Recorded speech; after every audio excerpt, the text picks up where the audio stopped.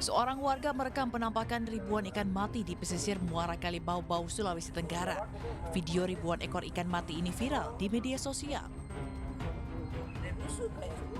Warga turun ke pesisir pantai memilah ikan yang masih segar untuk dikonsumsi karena sebagian besar ikan sudah busuk.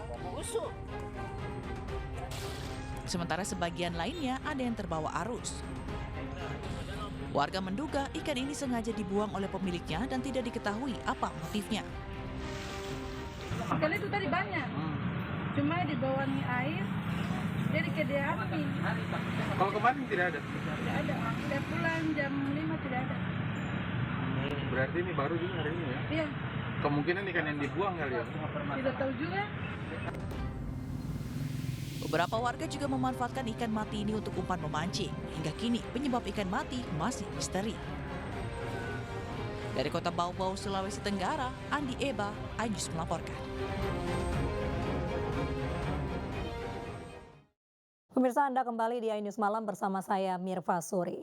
Silaturahmi politik Partai Nasdem dan Demokrat kembali digelar. Pertemuan kedua elit partai membahas isu pemerintahan hingga politik.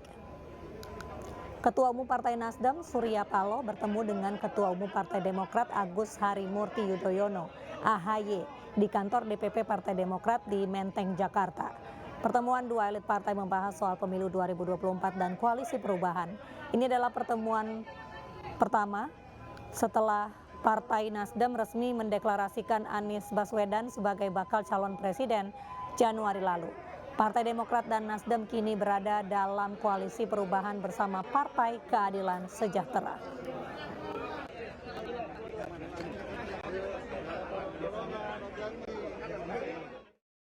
Pemirsa, kurang dari setahun pemilu serentak akan digelar.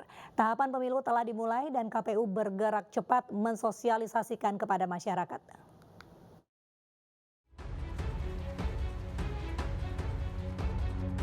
Indonesia akan menggelar pemilihan umum serentak pada 14 Februari 2024. Namun, Komisi Pemilihan Umum telah memulai tahapan pemilu sejak 14 Juni 2022. KPU langsung bergerak cepat setelah 7 komisioner dilantik Presiden yang telah lolos uji kelayakan dan kepatutan. Sebagai penyelenggara pemilu, KPU dituntut bekerja maraton sejak tahapan pemilu dimulai, berbagai tahapan dan program disosialisasikan dari pusat hingga daerah, agar kualitas pemilu terus semakin meningkat termasuk meningkatkan partisipasi pemilih. Sementara pada pemilu 2024 akan diikuti 18 partai politik ditambah 6 partai politik lokal di Aceh. Karena pemilu serentak, masyarakat akan memilih anggota legislatif tingkat nasional hingga provinsi dan kabupaten kota, pemilihan presiden dan wakil presiden serta pemilihan kepala daerah. Tim Liputan iNews melaporkan. Kementerian Kelautan dan Perikanan menyiapkan sejumlah strategi untuk memastikan sektor perikanan aman dari ancaman resesi global. Di antaranya mengoptimalkan pasar perikanan domestik dan mengembangkan potensi ekspor.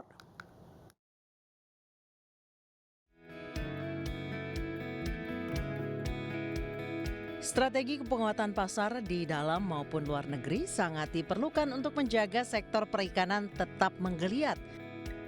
Bahkan terus tumbuh meski situasi global tengah sulit akibat berbagai faktor.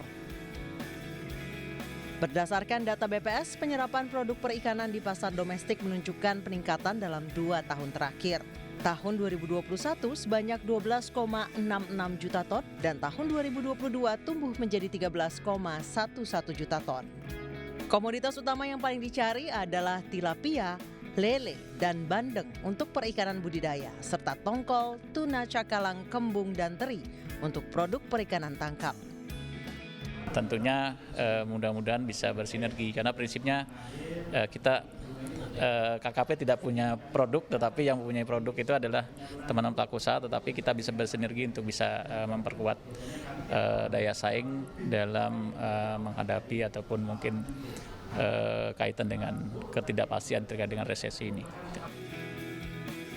Pembiayaan atau pemodalan memang menjadi bagian penting dalam menjalankan usaha, khususnya bagi pelaku usaha skala mikro, kecil, dan menengah. Penyerapan produk perikanan dalam negeri terus dilaksanakan dan resesi kemungkinan tidak terjadi di Indonesia. Dari Jakarta, Putu Bagus, Laksana, iNews melaporkan. Kemenparekraf mendorong agar manajemen pelaksanaan event di Indonesia semakin baik. Proses perizinan juga akan dibuat secara terpadu dan berbasis elektronik dengan melibatkan kementerian dan lembaga terkait.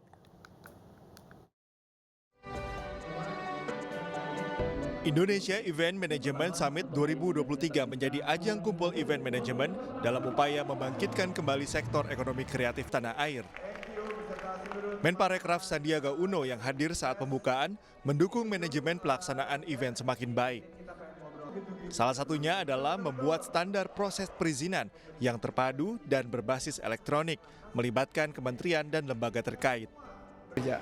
Event ini yang besar bisa menciptakan 1.000 lapangan kerja, yang tingkat daerah bisa dari 10 sampai 50 lapangan kerja. Saya berharap event ini menjadi pemacu dan pemicu kebangkitan ekonomi kita dan menciptakan 4,4 juta lapangan kerja baru.